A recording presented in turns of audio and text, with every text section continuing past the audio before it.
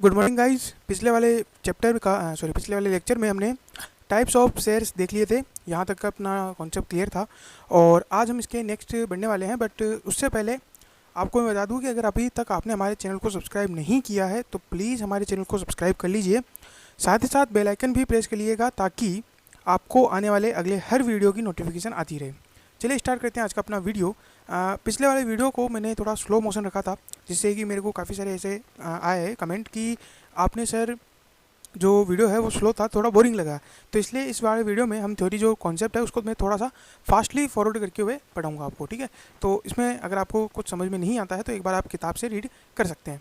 Now अब हम जब पिछली बार हमने पढ़ा था टाइप ऑफ शेयर्स, अब हमारा जो कॉन्सेप्ट है वो है टाइप ऑफ प्रेफरेंस शेयर, यानी कि प्रेफरेंस शेयर के क्या प्रकार होते हैं, ठीक है। हमने कल पिछले वाले वीडियो में दो शेयर्स के टाइप देखे थे, एक था इक्विटी शेयर और दूसरा था प्रेफरेंस शेयर। अब हम यहाँ देखेंगे प्रेफरेंस शेयर्स भी अलग अलग टाइप्स के होते हैं, वो कौन कौन से हैं। सबसे पहला आता है on the basis of, just a minute, draw नहीं हो रहा, लो, on the basis of arrear of dividend, यानी कि डिविडेंड के एरियर के हिसाब से। तो वो दो तरीके के होते हैं, एक है कम्युलेटिव प्रेफरेंस शेयर और दूसरा है नॉन कम्युलेटिव प्रेफरेंस शेयर। जैसे इन दोनों में क्या डिफरेंस है पहले वो समझ लेते हैं। मान लीजिएगा आपको 1000 का प्रॉफिट हुआ और इस साल आपको प्रेफरेंस डिविडेंड को 1500 रुपये देने थे। तो जो कम्युलेटिव प्रेफरेंस शेयर होंगे उनको तो 1000 रुपीज़ मिल जाएंगे, है ना। और जो 500 रुपये बाकी रहे, क्योंकि आपको 1500 डिविडेंड देना था बट आपको जो प्रॉफिट हुआ है वो 1000 का ही हुआ है। अब आप 500 रुपये कहाँ से लोगे, अभी तो आपको देना नहीं है। लेकिन कम्युलेटिव प्रेफरेंस शेयर अगर होंगे तो वो 500 रुपये एक्यूमुलेटेड हो जाएंगे, अगले साल आपको 1500 प्लस पिछले साल के 500 2000 रुपीज़ देने पड़ेंगे। ठीक, क्लियर यहाँ तक। नॉन कम्युलेटिव में इसका उल्टा, यानी कि आपका कोई एक्यूमुलेट नहीं होगा, जितना जितना आपके पास आता जा रहा है उतना उतना आपको देना है। अगर आपके पास ज़्यादा बैलेंस आ गया तो फिर इक्विटी के लिए बचेगा, नहीं आया है तो जितना है उतना आप प्रेफरेंस शेयर को दे दो, अगले साल के लिए कोई कैरी फॉरवर्ड नहीं होगा। क्लियर यहाँ पे। On the preference of convertibility, यानी कि क्या हुआ, उनको बदलना, कन्वर्ट करना। अब क्या होता है, जब प्रेफरेंस शेयर होते हैं उनको आगे जाकर के कई बार इक्विटी शेयर में कन्वर्ट करने का ऑप्शन दिया जाता है, क्योंकि आप इतने सालों से हमारी कंपनी में रह रहे हो, है ना, ठीक है। तो बजाय कि हम बाहर के लोगों को यहाँ पे लाने के लिए हम आपको ही इक्विटी शेयर में कन्वर्ट कर देते हैं। तो ऐसे में उनको, मान लीजिए आपसे 100 रुपये लिए गए, ठीक है, 100 रुपये लेने के बाद प्रेफरेंस शेयर इशू किया गया, 10 साल आप प्रेफरेंस शेयर में रहे, आपको डिविडेंड मिला, आपको लगा कि हाँ हर साल हमें डिविडेंड मिल रहा था, कंपनी अच्छी है, अब हम चाहते हैं कि इसका इक्विटी शेयर भी हम ले लें। तो अगर आपको ऑप्शन दिया जाता है कि इक्विटी शेयर, तो आपको इक्विटी शेयर मिल जाएगा, ठीक है। तो ये होते हैं कन्वर्टेबल। वहीं अगर हम बात करें कि नॉन कन्वर्टेबल की, तो इसका मतलब हो गया कि वो कन्वर्टेबल नहीं है। जब आपका रिडम्पशन होगा, यानी कि जब आपको 10 साल हो जाएंगे तब आपको पूरा पूरा पैसा वापस दे दिया जाएगा on the basis of redemption. ना उसके बाद आता है on the basis of convertibility, ये इधर आना चाहिए था, चलिए कोई नहीं। उसके बाद आता है पार्टिसिपेटिंग और नॉन पार्टिसिपेटिंग। पार्टिसिपेटिंग का मतलब क्या है कि जैसे मान लीजिए कि 1000 आपका से प्रॉफिट हुआ और आपको जो है 1500 डिविडेंड देना था, अब आपने 500 रुपये डिविडेंड नहीं दिए। प्रेफरेंस शेयर होल्डर ये बोलेंगे कि हमको आपने 500 रुपये जो है वो नहीं दिए, ठीक है, आपको देने थे हमें डिविडेंड के, अब आपने नहीं दिए हैं। तो हमारी भी एक तरीके से जो हालत है वो इक्विटी शेयर होल्डर की तरह हो गई, हमारा प्रॉफिट में से जो हिस्सा आना था वो हमें नहीं मिला। तो इसीलिए अब हमें भी डिसीजन मेकिंग की पावर चाहिए। तो इसीलिए जब भी उनको डिविडेंड नहीं मिलता है, जब वो नॉन कम्युलेटिव होते हैं तब उनको डिविडेंड नहीं मिलता है, और इस सिचुएशन में वो पार्टिसिपेटिंग बन जाते हैं, यानी कि अब कंपनी के जो भी डिसीजंस होंगे जब तक उनको डिविडेंड पूरा नहीं मिलेगा तब तक वो कंपनी के डिसीजंस में पार्टिसिपेट करने लग जाएंगे, यानी कि वो भी as a equity share holders की तरह बन जाएंगे। तो यहाँ पे पार्टिसिपेटिंग का मतलब ये हो गया। इनको अलग से राइट दिया जाता है, उसमें लिखा जाता है बाकायदा कि ये पार्टिसिपेटिंग है या नहीं है, ठीक है। नाउ नॉन पार्टिसिपेटिंग आपको समझ में आ गया, अगर उनको पार्टिसिपेटिंग का मौका नहीं दिया जाता है। कम्युलेटिव नॉन कम्युलेटिव हमने समझा दिया था। रिडीमेबल प्रेफरेंस शेयर और इनरिडीमेबल प्रेफरेंस शेयर, ये नाम से ही आपको पता चल रहा है। रिडीमेबल का मतलब है कि जैसे अगर आपने आज 100 रुपये का शेयर इशू किया है, ठीक है, अब आप चाहते हैं कि इसे मैं 20 साल बाद वापस से पेमेंट करूँगा, यानी कि 20 साल 20 ईयर्स के बाद आपको पेमेंट मिल जाएगा। तो ये क्या हो गया, रिडीमेबल प्रेफरेंस, यानी कि एक समय की एक निश्चित अवधि के बाद आपको पूरा पैसा मिल जाएगा। वहीं अगर हम इरिडीमेबल की बात करें तो यानी कि आपका कभी भी रिडीम नहीं होगा, कभी भी आपको पैसा नहीं मिलेगा, चलता रहेगा, आपको डिविडेंड मिलता रहेगा। अगर आपको पैसा वापस चाहिए तो आप ये शेयर्स किसी और को बेच दीजिए, लेकिन हम कंपनी वापस से इसको नहीं लेगी। अभी क्या है कि जो लॉ है हमारा, इंडियन लॉ है, उसके हिसाब से इरिडीमेबल प्रेफरेंस शेयर इशू नहीं किए जा सकते, ठीक है। तो यहाँ तक क्लियर। नाउ अब हम समझते हैं नेक्स्ट टॉपिक, उसका नाम है टाइप ऑफ शेयर कैपिटल। ठीक है, टाइप ऑफ शेयर्स नहीं है, टाइप ऑफ शेयर कैपिटल है। शेयर कैपिटल कितने प्रकार की होती है, इसको एक बार आप नाम समझिए, उसके बाद हम इसको एक बेहतरीन एग्जांपल के साथ समझेंगे जिससे आपको पूरा क्लियर हो जाएगा। तो सबसे पहले आता है अथोराइज कैपिटल, दूसरा आता है इशूड कैपिटल, तीसरा है सब्सक्राइब्ड, फोर्थ है कॉल्ड अप एंड फिफ्थ है पेड अप कैपिटल। इन सब का मतलब क्या है, मीनिंग क्या है, और हर चीज़ हम यहाँ पर डिटेल में समझेंगे एक एग्जाम्पल के थ्रू। अब वो एग्जाम्पल लेते हैं। एग्जाम्पल है कि शेयर कैपिटल किस तरीके से इशू की जाती है, किस तरीके से पूरा का पूरा प्रोसीजर क्या रहता है, वो हम यहाँ समझेंगे। ठीक है, इससे आपको शेयर कैपिटल के बारे में प्रैक्टिकल एस्पेक्ट्स पता चलेगा और आपको कभी भी कोई डाउट नहीं आएगा कि सर शेयर कैपिटल मार्केट में कैसे चलता है, प्रैक्टिकल लाइफ में कैसे चलता है, वो चीज़ हम यहाँ पे समझने वाले हैं। सबसे पहली बात, मान लीजिए आपने कोई बिजनेस स्टार्ट किया, आप था और आपका एक फ्रेंड था। ठीक है, आप दोनों ने मिलकर के एक बिजनेस स्टार्ट किया। बिजनेस स्टार्ट करने के लिए आपने सोचा कि हम इसे ना पार्टनर बनाएंगे, ना हम एकाकी तो हम है नहीं, क्योंकि हम इकलौते तो है नहीं, हमारे साथ हमारा फ्रेंड भी है, तो हम ना पार्टनरशिप बनाएंगे ना कुछ और बनाएंगे, हम इसे कंपनी के नाम पे रजिस्टर करवाएंगे, कंपनी के तौर पे रजिस्टर करवाएंगे। आपने ये सोचा। अब आपको क्या करना पड़ेगा, एक नाम निकालना पड़ेगा। आपने सोचा कि हम इसका नाम रखेंगे XYZ प्राइवेट लिमिटेड। ठीक है, मैं आपको कल बता चुका हूँ प्राइवेट लिमिटेड का मतलब क्या होता है। तो आपने इस नाम से कंपनी रजिस्टर करवाई। ठीक, अब कंपनी को रजिस्टर करवाना ही सफिशिएंट नहीं है, आपको बिजनेस चलाने के लिए पैसा भी चाहिए होगा। पैसा आपने लिया, आपने कहा कि हम 5 करोड़ का कैपिटल उठाएंगे और वो 10-10 रुपये में डिवाइड रहेगा, दोनों के दोनों, जो ये हो गया। अब यहाँ पे ये चीज़ जो है कि 5 करोड़ जो हमारा शेयर कैपिटल रहेगा, ये आप अभी पैसा ला नहीं रहे हो, आपने बस ये कहा कि हमारी कंपनी का 5 करोड़ का शेयर कैपिटल रहेगा। ठीक है, आपने केवल इतना कहा।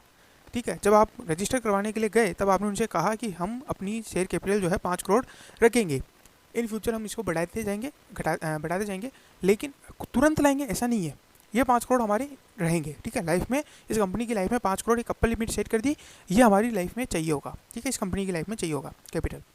ये जो 5 करोड़ है जो आपने डिसाइड किया, मैक्सिमम लिमिट अप्पर कैप जो आपने डिसाइड किया, ये कहलाता है अथोराइज कैपिटल।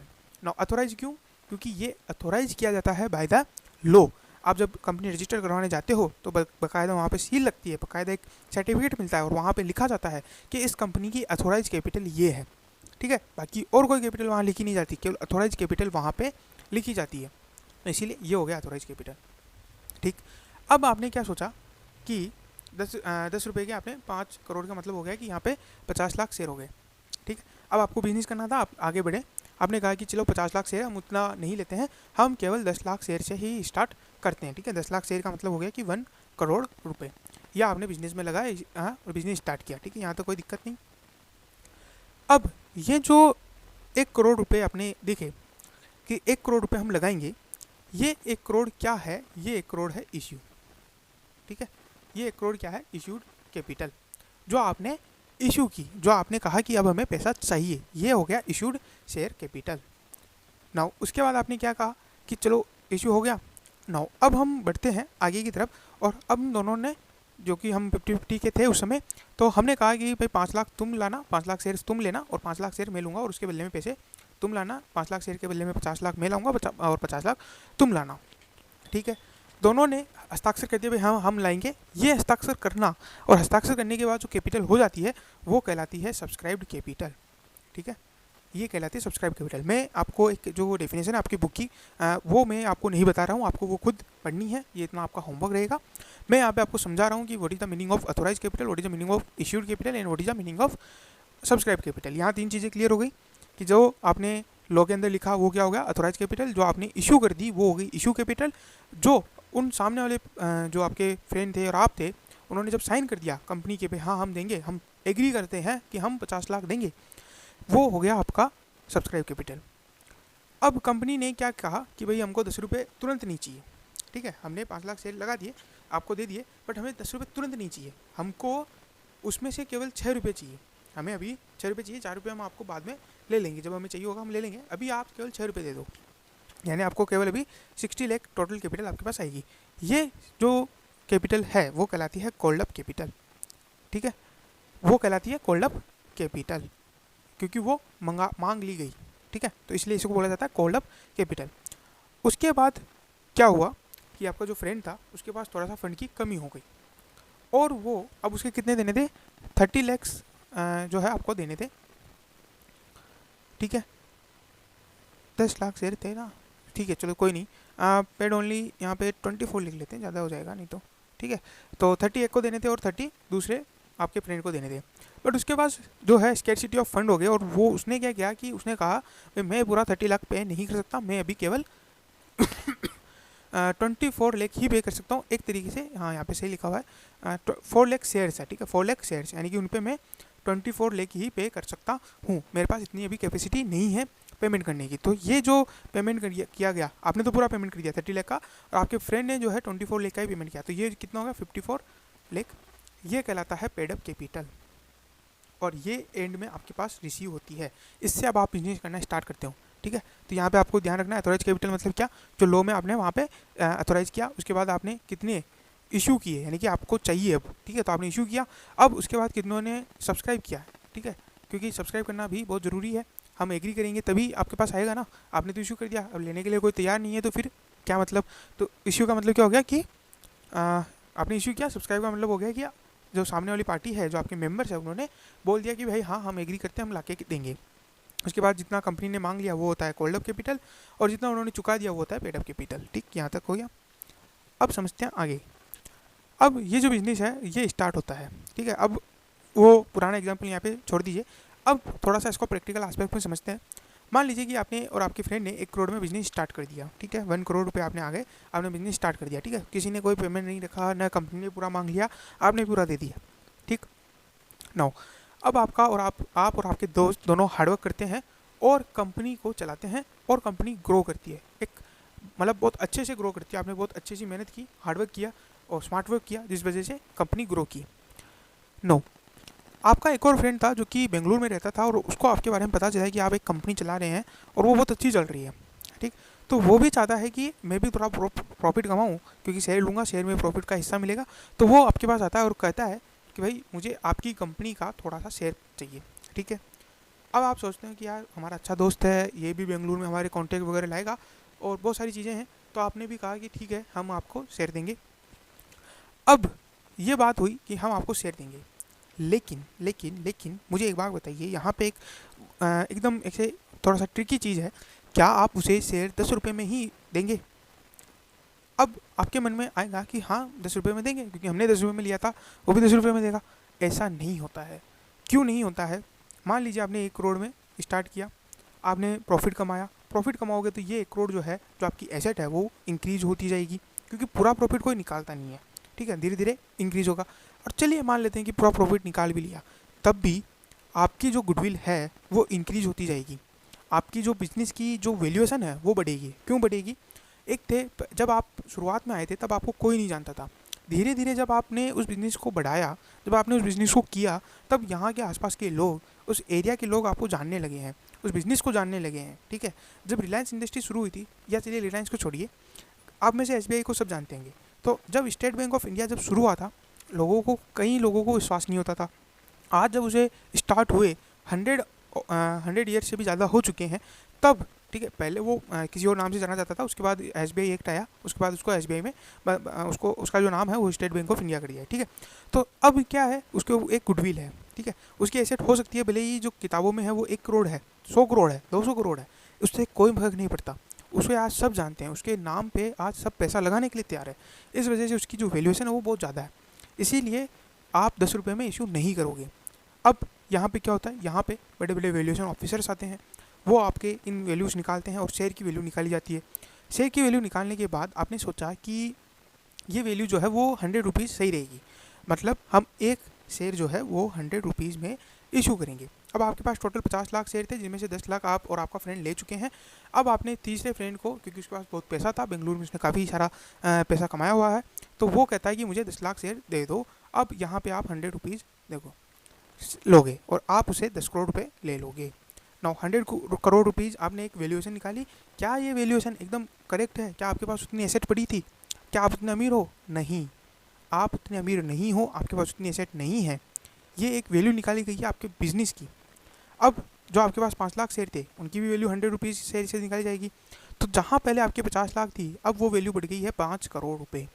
इसीलिए जब हम समझते हैं कि ये इतने करोड़पति है, अरबपति है, उनके पास रियल वो जो एसेट है वो वैल्यू इतनी नहीं होती है। उनके पास किसी कंपनी के शेयर होते हैं जिनकी वैल्यू इस तरीके से बढ़ी हुई होती है, इस वजह से वो इतने अमीर होते हैं। यहाँ तक क्लियर है। अब चलते हैं नेक्स्ट, थोड़ा और आगे। यहाँ पे फिर वापस से अब तीसरा और दोस्त आया, उसमें भी आपने फिर से वैल्यूएशन किया, उसको आपने 200 रुपये में किए, इसको आपने 20 लाख शेयर किए। तो आपने 10 लाख अपने पास रखे थे, 10 लाख आपने तीसरा जो आपका फ्रेंड आया था उसके पास, और 10 लाख आपने फिर और फ्रेंड आया था, सॉरी इसको आपने 10 लाख, इसको आपने 20 लाख, टोटल यहाँ पे 40 लाख शेयर आपने इशू कर दिए। इसको आपने 200 में किया है, इसको आपने 100 में किया है, और आपने 10 में किया है। तो 10 लाख 1 करोड़ आया, यहाँ पे आपको 10 करोड़ आए थे, और यहाँ पे 200 इंडे 40 करोड़ आए थे। ठीक, कोई दिक्कत नहीं, चलिए आगे बढ़ते हैं। अब 10 लाख शेयर आपके पास बचे हुए हैं। अब यहाँ पे आता है इस चैप्टर का कमाल, और इस चैप्टर की अकाउंटिंग यहाँ पे आती है। अब आपने सोचा है कि हम हमारी प्राइवेट लिमिटेड कंपनी, चूँकि इसमें केवल 200 मेंबर हो सकते हैं मैक्सिमम, इसको हटाते हैं, इसको करते हैं पब्लिक, अनलिमिटेड मेंबर, जो चाहे हमारे शेयर खरीद सकता है, जो चाहे हमारे शेयर ले सकता है। इसमें आने की सोची। इसमें आने के लिए आपको सबसे पहले क्या होता है, स्टॉक मार्केट के अंदर जाना पड़ता है। वहाँ जाके इसका डिटेल हम नहीं पढ़ेंगे, बट आपको वहाँ जाना पड़ता है, अपने आप को बताना पड़ता है कि मैं अब आना चाहता हूँ स्टॉक मार्केट में। उनको सारे डॉक्यूमेंट्स वगैरह देने पड़ते हैं, अप्रूवल लेना पड़ता है। अप्रूवल लेने के बाद के लिए एक संस्था है जिसका नाम है सेबी, ठीक है, stock exchange board of India. इसके पास आपको जाना पड़ता है और इससे आपको अप्रूवल लेनी पड़ती है, तब जाकर के आप मार्केट में आ सकते हो। आपने मार्केट में आना चाहा, यहाँ पे आपने एक वैल्यूएशन डिसाइड किया जाएगा। वैल्यूएशन मान लीजिए आपने रखा 250। अब आपका हर एक शेयर का प्राइस जो है 250 है। आप अपने बारे में सब चीज़ों बताओगे कि हम इतने सालों से बिज़नेस कर रहे हैं, हमारे एग्जिस्टिंग शेयर होल्डर्स ये है, हम इस तरीके से बिज़नेस करते हैं, हमारा प्रॉफिट इतना है, हमारा जो रेवेन्यू है वो इतना है, हर चीज़ आप बताते हो। और एक प्राइस रखते हो 250, 260, 270, और आप या फिर एक जो प्राइस बैंड है वो भी रख सकते हो। प्राइस बैंड का भी अलग अलग नियम है, यहाँ हम नहीं पढ़ेंगे, ये लॉ का पार्ट है। बट आपने मान लीजिए 250 एक फिक्स प्राइस रखा कि 250 जिसको भी लेना है आइए 250 में ले जाइए, हम शेयर रखेंगे। आप कितने शेयर इशू कर सकते हो मैक्सिमम 10 लाख, ठीक, कोई दिक्कत नहीं ना। यहाँ पे जो भी आपके लेना चाहेगा वो आपके पास आएगा, और वो जो शेयर है वो ले लेगा 250 के अंदर, ठीक। अब ये प्रोसीजर कैसे चलती है वो हम देखते हैं। ये प्रोसीजर ऐसे चलती है कि आप निकालते हो, ठीक है, कि भाई आइए हमारे शेयर लीजिए, तो आप अनाउंसमेंट करते हो। यहाँ पे आपकी मान लीजिए अनाउंसमेंट किया।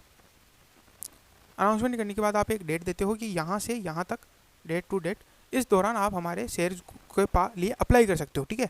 फिर लोग अप्लाई करते हैं, इस डेट के अंदर अप्लाई करेंगे। अप्लाई करने के बाद आप उसे स्क्रूटनी करोगे, यानी कि कौन सही है कौन नहीं है, किसने पूरा पेमेंट कर दिया, किसका पेमेंट अटका हुआ है, उनको हटा दोगे, कौन जो जेन्युइन बंदा है, सब चीज़ें आप स्क्रूटनी करोगे। उसके बाद आप उनको शेयर्स अलॉट कर लोगे, अलॉटमेंट, ठीक है। रियल लाइफ में क्या होता है, जब आप अप्लाई करते हो तभी आपको पूरा पेमेंट करना पड़ता है, अभी जो रियल लाइफ है। लेकिन हमारे यहाँ पे क्या है, अप्लाई के समय में आप कुछ पेमेंट करते हो, अलॉटमेंट के टाइम पे कुछ पेमेंट करते हो, और आगे भी आपको पेमेंट पेंडिंग रखा जाता है कि आगे भी आप पेमेंट कर सकते हो, ठीक है। तो यहाँ पे मैंने इसको थोड़ा सा लिया है, नेक्स्ट वीडियो में हम इसको थोड़ा सा और डिटेल में समझेंगे। यहाँ तक के लिए आप अभी के लिए यहाँ तक बहुत है आपके लिए। अब समझते हैं, यहाँ पे ध्यान रखिएगा। जनरल एंट्री, जब आपका एप्लीकेशन किया जाता है, यानी कि जब एप्लीकेशन हो रहा है, ठीक है, जब भी एप्लीकेशन का पैसा आएगा, ठीक है, यानी आपने कहा, आपने अनाउंसमेंट कर दिया कि मान लीजिए लेट से आज की डेट क्या है, आज की डेट है 9 जून, ठीक। आपने एक डेट अनाउंस कर दी, आज की डेट थी 9 जून, आपने डेट अनाउंस कर दी लेट से कि आज आपने अनाउंस किया कि हम 15 से लेकर के 18 जून तक हमारे शेयर्स पब्लिक कर रहे हैं, आपको जिनको खरीदना है आप आ जाइए। अब लोग यहाँ पे अप्लाई करेंगे, जब ये अप्लाई करेंगे तब इनको कुछ पेमेंट करना पड़ता है, क्योंकि कैसे पता चलेगा कि आप जेन्युइन हो नहीं हो, कल को भग गए तो, पेमेंट नहीं किया तो, या कल आपने कह दिया नहीं अब हमको शेयर नहीं चाहिए, हम नहीं खरीदेंगे, ऐसा कुछ, तो इसीलिए अप्लाई करने के वक्त थोड़ा सा पेमेंट करना पड़ता है। तो सबसे पहले एंट्री क्या होती है, जब भी पेमेंट आता है कंपनी के पास, हम कंपनी के पॉइंट ऑफ व्यू से देख रहे हैं, इन्वेस्टर के पॉइंट ऑफ व्यू से नहीं देख रहे हैं, तो ये चीज़ याद रखिएगा। चलिए स्टार्ट करते हैं। जब भी पैसा आता है तब आपको करना है bank account debit to share application account, share application account, ठीक है। और ये हो जाएगी आपकी narration, being share application money received on this much share, यानी कि हमारे 10 लाख शेयर थे, अब हमने 250 रखा था, लेट्स से कि 250 में से हमने जो है 100 एप्लीकेशन में ले लिए, तो यहाँ पे लिखेंगे @100 पर शेयर, इस तरीके से आप करोगे।